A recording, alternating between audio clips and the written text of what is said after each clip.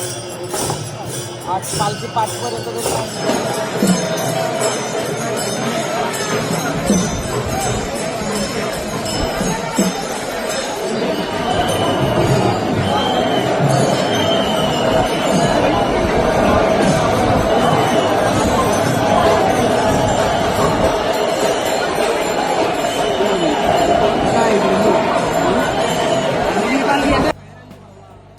टाळ मृदुंगाचा निनाद, हरिनामाचा अखंड गजर आणि विठुरायाच्या भेटीची ओढ अशा भक्तिमय वातावरणात जगद्गुरू संत तुकाराम महाराजांच्या 341व्या पालखी सोहळ्याने आज देहूनगरीतून पंढरपूरच्या दिशेने प्रस्थान केलं.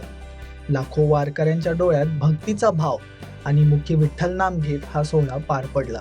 देहूनगरी संतश्रेष्ठ तुकाराम महाराजांची कर्मभूमी आणि आज पुन्हा एकदा विठ्ठल भक्तीच्या रंगात पूर्णपणे न्हाऊन निघालेली. पहाटेपासूनच मंदिर परिसरात भाविकांची गर्दी उसळू लागली. टाळ, मृदुंग, वीणा आणि हरिनामाच्या गजराने प्रत्येक क्षण भक्तिरसाने भारावून गेला. ज्ञानोबा तुकाराम विठ्ठल विठ्ठल या जयघोषाने संपूर्ण देहूनगरी दुमदुमून गेली. पहाटे 5 वाजता संत तुकाराम महाराजांच्या मुख्य मंदिरात पालखी सोहळा प्रमुख आणि मंदिर विश्वस्तांच्या हस्ते महापूजा करण्यात आली. त्यानंतर संत तुकाराम महाराजांचे चिरंजीव तपोनिधी नारायण महाराज यांच्या समाधीस्थळी विधिवत महापूजा पार पडली. यानंतर संत तुकाराम महाराजांच्या आजोळ असलेल्या इनामदार वाड्यात पादुकांची महापूजा झाली. सप्ताह कालच्या कीर्तनाने संपूर्ण परिसर भक्तिमय झाला. अभंगाच्या ओव्या, हरिनामाचा अखंड गजर आणि विठ्ठल भक्तीने भारलेले वारकरी देहूनगरीत जणू भक्तीचा महासागरच उसळला होता. यंदा मंदिराची आकर्षक फुलांनी सजावट करण्यात आली होती.